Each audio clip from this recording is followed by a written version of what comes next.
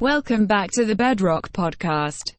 Today we welcome Chris Locke from SL24 Unlock the Light, a foundation created in the memory of his son, Shawn Locke. If you have any comments or would like to ask follow-up questions to Chris or the Bedrock team, check us out at doverspark.org. Enjoy the listen.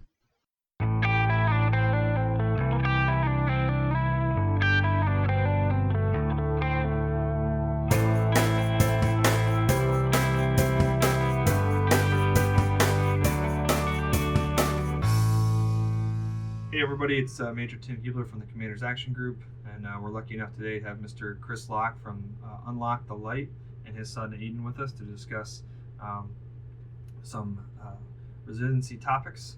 And with that, I'll kick it over to you, Mr. Locke, to introduce yourself. Okay, I'm Chris Locke, live in Delaware, Newark, and we're here today to speak about mental illness and suicide prevention. And we were very honored to speak to two squadrons earlier today to speak about what SL24 Unlock the Light is all about. And we really have three pillars in our foundation. One is to educate people about mental illness, and then also remove the stigmatization that has happened with mental illness. And then another pillar we have is to open up a house in Newark, Delaware, so that college and high school students can come free of charge and get professional help as well as peer support when they're dealing with a moment of crisis. So that's awesome. And Aiden, I'll let you introduce yourself as well. Yeah, I was just Shawn's little brother. We spent a lot of time together. Something I wish he would have brought up to me, but he never did. So now I am speaking the message on how important it is to speak up about this issue. Awesome. Thanks. And Aiden's 17, going into his senior year of high school here in 3 days. Yep. So thanks for coming down right before school starts. No problem. So can you guys just describe to us Shawn, who he was? Yep. Shawn was an amazing kid. He was the son that every dad would hope for. He was a tremendous athlete, both at the high school level and at the collegiate level. He played at the University of Delaware men's basketball team. He was part of the conference championship team that played in March Madness, and he realized his boyhood dream of playing in March Madness. He was captain his senior year, three-time All-American, and just was a kid that had a very, very bright future. Graduated with honors and was off to a career in commercial real estate and was doing great. Had a great job up in Wilmington, and we thought all was well. And then on July 18th of 2018, got a call from my daughter who said, my son is dead. Is every parent's worst nightmare. And at first I thought maybe I lost into a car accident. But when I was told that Shawn took his own life, as a father, I couldn't wrap my head around it. He and I were extremely close. We talked about everything. We spoke every single day. So this was not a wayward son where I hadn't spoken to him. Matter of fact, I had just spoken to him the night before. And to get that news rocks you to a core as a father and as a person. Our lives will never be the same. And when I was speaking to a couple of the airmen today, that was the message we were trying to get across, is that suicide is never the solution. It doesn't solve any problems that you're going through. All it does is passes your pain onto other people who love you. And Shawn suffered with depression, anxiety. He suffered in silence. He never told us about it. And we found out that in his note that he left to us. And that left us asking all sorts of questions. I was ignorant to the disease of mental illness. There were signs that we just didn't pick up. And we just were not educated. And that's one of the purposes of SL24, is to educate people. What do you do when you see a loved one not acting quite the way they should? And it's subtle things. With Shawn, it was not going into the pool in the summer of 2018, something that he loved to do. Not playing basketball as much as he used to. It was just little things, little withdrawals, coming over to the house to visit us, but not really visiting us, going down the basement to watch a basketball game or a football game. There was a pullback in their socialization with the family. I thought I was just dealing with a kid who was just being 23. And obviously it was far more than that. And as I said, I look back now, and there were signs, and I just was ignorant to those signs. And that's why we're here, to talk to your fellow airmen, to say, look, here's what you do when someone is suffering. Here's what you do if you're suffering from mental illness. So, And Eden, can you tell me what your relationship with Shawn is? Looked up to him, obviously, as your big brother. Yeah, he was always the role model to me. Him and I both played basketball. He was my coach for a few years, so he was always smarter than me when it came to the game. So I would always ask him for tips and advice, and naturally that turned to tips and advice for life that he would give me. Obviously, like my dad said, when he'd come over, him and I, we would just kind of hang out downstairs together. We'd talk just for hours upon hours. And so him and I had a close connection because of that. So that made us very tight brothers. That's the thing about Shawn, is he was that person that always has an ear, that always listened to you, that was there to give you advice. And the whole time he was the one that needed the advice. You know, I always thought the person that had mental illness or depression was that kid that sat in the corner all by himself, dressed in black, and didn't speak to anybody. Well, Shawn was the antithesis of that. He was the most outgoing kid, funniest kid, the first person to make the party lively, and he was the source of so much energy and so much love. So to lose him in that way, to have him take his own life, was shocking. And you know, that's what the airmen need to know, is that suicide reverberates through the rest of your family for generations. The colonel spoke today how he lost his grandfather 65 years ago, and it still affects his family. And you know, I would tell people, if you have those thoughts, they're just thoughts. You don't need to act upon it. I heard someone speak, and they say, you know, we all have thoughts. You know, when we're driving and somebody cuts us off in the middle of the road, we think, oh, I'm going to get that guy, you know, or if we see a beautiful woman, say, oh, well, she's beautiful, you know. Well, we have thoughts, but we don't act upon it. And you may have the thought of suicide, but that doesn't mean you need to act upon it. That means you have to go get the help you need. And I think the military is understanding the problem they have, because it's the same problem we have in civil society.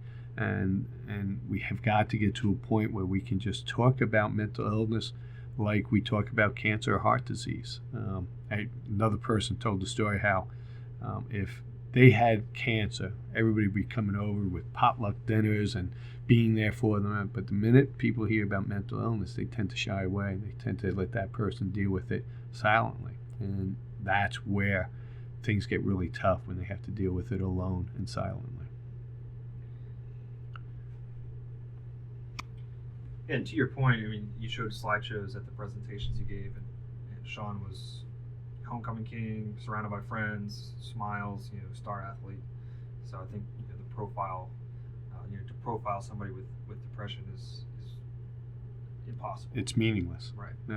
It really is meaningless. It can be anybody, any walk of life. As I said in my presentation this morning, the disease is indiscriminate, and just like cancer and heart diseases, it doesn't care how popular you are, what you do for a living, how much money you make, whether you're black, white, it doesn't matter. It's going to get you, just like cancer and heart disease is going to get you. And you know, mental illness is not a moral failing. It's not a character flaw. It is a disease. It's something dealing with your brain. And unfortunately, as a society, we have not done the research that we need to on the brain. Why does someone get themselves to such a point of darkness and despair that they feel the only alternative is ending their life? That goes against everything we believe as human beings. So we need to do that. We need to find out, why does somebody do it? I read something last night that sometimes it's only 5 minutes from the time the person decides to end their life to the point that they complete it. It's that nanosecond. And, with Shawn, he worked a normally perfect day that day. He was on a teleconference at 1:45, ended the teleconference, and everything was fine. But for some reason at 2:15, he went on the internet and said, "How do I kill myself?" And by 3:15, he was dead. It happened that fast. It's not like the movies where it's this long prayer. Now, they've thought about it a couple times, but the actual action of doing it is something that's pretty quick, a quick decision. It's a decision that is rushed, and it's made in haste. So if we can somehow come up with programs where we can delay that thought process, so for example, all the bridges should have nets so that if people jump over the bridge, the net will save them. I talked about the person who jumped off the Golden Gate Bridge, and he knew the nanosecond he released his hand that he had made a mistake. And that's what we need to do. We need to come up with programs where people can call immediately, or if someone does type on their phone, "How do I kill myself?" that they get instant help, that someone calls them, say, "Stop, wait, let's do it." And we have the technology, and we can definitely do it. It's just having the resources and the wherewithal to do it. So. And the other point you brought up earlier today too is it's very treatable. If it's recognized and someone raises their hand and says, "Yeah, I need help," we have the medical means to help someone. And that was the thing that I didn't know until we started on this journey, that 80 to 90% of depression, anxiety, PTS is treatable, very treatable psychiatric illness. But the person that's going through it at the time feels no hope. They feel total despair, total darkness. So they think there is no light at the end of the tunnel. And that's where we need, as a community, whether it's the Air Force or us on the civilian side, to just talk to people and just say, "Look, what you going through," and that just basic understanding can go a long way to get that person the help they need. Because a lot of times they can't get the help. They cannot verbalize to someone that they're in help. So you got to kind of be sensitive to it and say, "You're not quite right these last couple of weeks. What's going on?" And have that conversation openly and honestly. So, can both of you talk about the effect that this has had on your family as a whole? I'll let you go first, Ian. Well, I mean, it's like night and day between the difference now. Before, it was always, let's just have a good time. And we still want to have fun and stuff. We also have to realize that there's a limit. And we're also checking in on each other and making, just caring for each other more than we were before. Before all of this, we would have never had a family conversation about mental health, checking in on each other, seeing how we're all doing as a family. But now it's a usual thing for us to do, to sit down at family dinner and my dad asks, "How's everybody doing? How's your day?" But not just asking, "How was your day?" and being like, "It was fine."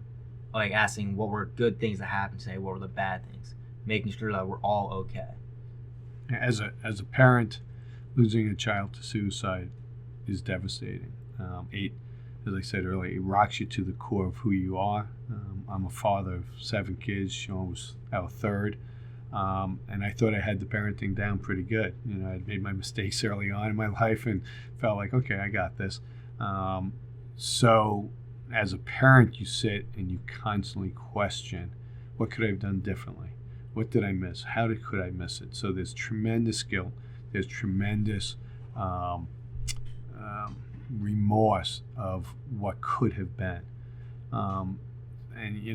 It's you've heard it, and I saw it in one of your Facebook pages. I think it was Technical Sergeant Williamson, who said, all suicide does is pass the pain to those that you leave behind. And it's not a cliche. It really is true. I had a phenomenal life, and everything was great, and no troubles whatsoever. And now in the last 13 months since his death, we self-examine everything we do. I worry so much more now about all my other children. I was pretty much, Santa Claus and the Easter Bunny and let's get ice cream type of dad, and I'm not anymore. It's his pain is now my pain, and it's tough. It's extremely tough. There are times that I don't want to get out of bed, but you have to, because you've got other children and are counting on you. You need to show by example that we need to continue with our lives, but knowing that we will always have this pain. We will always have this suffering. And all Shawn had to do was just to say, I'm in pain. And I would have moved every mountain I could have to get him the help that he needed. but he didn't. And that's, as I said, that's the insidiousness of the disease. When you have cancer and heart disease, you can ask for help. When you have a mental illness issue, it's very hard to ask for help. And it was very hard for Shawn. You know, I was talking today about the similarities of an athlete and military personnel. And it is very hard for both those type of individuals to ask for help, to show signs of weakness. You guys are trained to push through the pain, and so are athletes. And I think Shawn just thought, okay, I'm going to be able to push through this, but you can't. Mental illness is too tough to just try to do it on your own. It's like saying, okay, I can deal with a broken leg. You can't. You got to go to the doctor. You got to get it treated. And same thing with mental illness. You have to go to a doctor and get treated. And there's many different types of treatment. It can be therapy. It can be medication. It can be a combination of both. There's not one answer for any one person. But you have to get the help. You're not going to be able to beat it by yourself. So you also threw out some stats earlier today just on how prevalent suicide is in our culture, even and how it's increased over the last 10 years. Yeah. Are there societal reasons why that is, do you believe? Well, they're beginning the research. As I said, you know, heart disease has been flat since 2000. The deaths of heart disease have been flat. Cancer has actually decreased since 2000, but suicide has gone up 55% since 2000. You know, I have some theories. I think with especially the younger group, that 15 to 25-year-old range, I think social media has a huge impact on it. I think it's taking away the ability to people to communicate with each other when they're having difficult times. But it also is a vehicle that if you have depression, and then you start looking at everything your friends are doing and feeling like, oh my God, I'm missing out on this, and I'm not taking a trip like my buddy just took and all that. That just feeds on that depression, just feeds on the anxiety. And it's not a healthy way to try to get the help. You know, Shawn, I was able to look at his phone over the last 2 years of his life, and it was amazing how he never got a good night's sleep. That phone, if that phone binged at 3 a.m. in the morning, he got up and texted whoever was texting him or talked to whoever was talking to him. He never got a good night's sleep. And it sounds so simple, but sleep is so important if you have depression and anxiety. And it's tough because when you have depression and anxiety, it messes up with your sleep. You either sleep too much or too little. But having the phone next to you and having it bing and that blue light that bings up when you're getting a text or whatever, that is definitely hurting your sleep pattern, which will affect your mental health. So I think social media is one aspect. You know, it's kind of like back in the 70s and 80s, we started seeing a tremendous increase in obesity. Well, that's because we had a lot of fast food places. And eventually we connected, okay, yeah, if we eat a lot of fast food, you're going to increase the obesity. You're going to drink a lot of soda and diet soda, you're going to have obesity. And I think we'll eventually get to the point where we say, okay, this great technology, and it's a great technology. I have a phone in my pocket and I use it for work and all that, and it's great, but there needs to be a balance. And just as you don't want to eat McDonald's every single day because you know it's going to make you fat, you need to kind of monitor your use of the phone so that it does not perpetuate or make worse your mental health. So I feel like a hypocrite, but let me check my notes on my phone real quick. I mean, just a further discussion on social media. I mean, you know, whatever social media site you use, people aren't going to post the job they didn't get. They're going to post Exactly. the job they did get, and Yeah. you know, it's not necessarily reality of what you see out there. It's not. It's a highlight reel. I mean, I'm not going to post, and I don't post it anyway, but I would not post, I got into a fight with my wife today. I'm going to post about the great restaurant, the great trip we took, and all that. And that's it. And social media really gives you a false sense of where people's lives are. And now someone like me who's older, okay, I can maybe get through it. But if you have a teenager whose brain is still developing, or even a military person who's 18, 19, 20, 21 years old, their brains are still developing. And they see all their friends are doing, and they're stuck on some base in North Dakota, and it's freezing out. They're saying, my God, what did I do? And that despair just gets worse and worse. What about advice for someone who is experiencing some of these feelings of depression or even suicidal thoughts? Well, my advice is speak up. And it sounds so simple and so cliche, but it really is. You need to speak up and say, look, I'm suffering with this illness. I need help. You cannot get help And if someone says to you, I'm suicidal, the most important question you have to ask is, are you thinking about killing yourself? You have to be point blank. Are you thinking about killing yourself? Because then you'll get the answer, and then your reaction is very critical. And so many times, people keep it a secret. They think they have a conversation. They think all is good. And the person that's suffering will fake you out and say, thanks so much for talking to me. I feel much better. But usually that's not the case. So you've got to go to a chaplain, a counselor, a superior officer, whoever, a friend, and say, look, so-and-so is hurt. So-and-so revealed this to me. And then we have to, as a culture, not hold that person at fault and not, say, okay, well, you can't do this now. You just got to get them help, just like if they had a broken leg. And that's really important. And, when someone says they're suicidal, you can't judge them. And you have to call help. Shawn, we found through a text message, had told someone 16 months before his death he was suicidal. It was two buddies. They had talked through the night about it, and that was it. And those two young men, who were 22 at the time, have to live with that for the rest of their lives. And I don't blame them. If I was 22, I probably wouldn't know what to do either. But almost everybody at some point does voice to someone that they have these suicidal tendencies or thoughts, and that's when you need to get the help. And unfortunately, those people said, oh, you're Shawn Locke. What do you have to be depressed about? Well, that's just going to make a depressed person, just go back into the shell, especially if you're an athlete, military personnel, someone whose whole identity is based on their strength, and their whole identity is based on what they do. So for Shawn, he made that one little comment, had talked it out, and they never talked about it again because he confirmed to himself, oh, I shouldn't feel depressed. And he never got the help that he needed. And here we are now, 13 months later, with the loss of our son and brother Shawn, and it's something that unfortunately Aiden at 17 is going to have to deal with the rest of his life, and me, I'm going to have to deal with it until my last day on this earth. And we'll always be searching for answers, and the answers are gone. So it sounds like even from the Air Force, we have plenty of resources for folks that are going through these struggles. But the challenge is identifying those folks that need help, and then getting them to the right organization or agency to provide help. What about folks who have friends,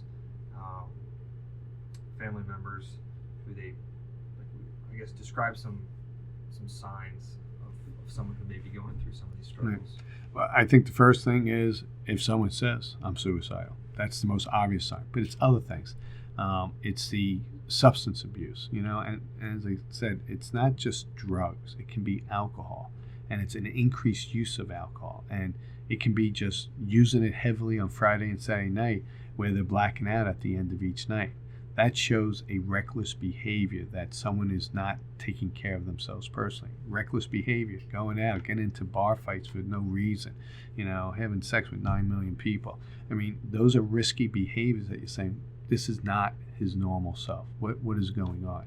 And then, of course, the withdrawal, whether it's withdrawal socially or it's withdrawal from doing something, that they love. So if someone loves to, play backgammon or cornhole or basketball, and all of a sudden they stop doing those activities, you gotta say, what's going on here? And then, of course, it's also just seeing a lack of interest, a hopelessness, a despair. And you can see it. It's funny now, going through this journey we've set on, there are times that I can see someone and I can say, that person's going through something right now. And the key then is to approach that person, say, you all right? And usually that's all it takes. Are you okay? You don't look yourself. You're not acting like yourself. And you got to have the conversation. And then you got to be prepared for the answer. If someone tells you they're depressed or anxious or suffering from PTS, then you've got to say, okay, I'm here. Let's try to get you the help. You can't make them feel better. It's impossible to make the person feel better. They've got to go to a professional and get the help.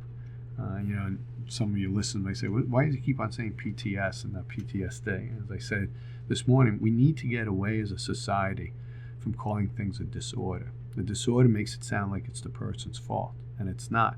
So the D in PTSD is disorder. I refuse to say it. It's not the person's fault. It's the person's chemical reaction in his brain that is doing something to him. And he or she then needs to get the help, no different than when blood cells attack somebody with cancer or when a heart attacks somebody with heart disease. You just got to get the medical help. It's not their fault. Well, depression seems to be attacking our society, and I know efforts like this are imperative to helping curb that trend. So I just want to say thank you on behalf of the 436 Airlift Wing for taking your time to come down and speak to our airmen and to do a podcast, and just to be vulnerable with the situation that you were faced with. And I know it was a powerful presentation, and I know Shawn's legacy lives on through you guys, and it just shows the type of people and family that you have to be able to take a situation like this and then turn it back into how you can help other people. So, well, we're indebted to all of you for your service, and for those people listening, understand that your nation loves you, but more importantly, your mom and dad loves you, your brothers and sisters love you, your friends love you, and that if you're thinking about harming yourself in any way, don't, because suicide is never the answer. It doesn't solve anything. It does transfer your pain into everybody else who loves you. For every suicide, somewhere between 100 and 150 people are affected by that death. But more importantly, think about this if you have a younger sister, younger brother, siblings, parents. When someone dies by suicide, they then increase the probability of other family members dying by suicide. So you don't want that on your shoulder. You need to get the help so that you help everybody else in your family, so that you can be an example maybe 10, 15, 20 years from now when you have a son or a daughter or somebody else in your family that's going through mental illness. Say, look, I know what you're going through. I got your back. I can help you through this because I got the help I needed. And that's what this is all about. Shawn was all about helping people. Man, I never thought I'd be sitting here 13 months at the Air Force Base talking to you about the death of my son. But, his death touched so many people, and it was such a shock to so many people that we feel it's our duty now to help people understand what this is all about.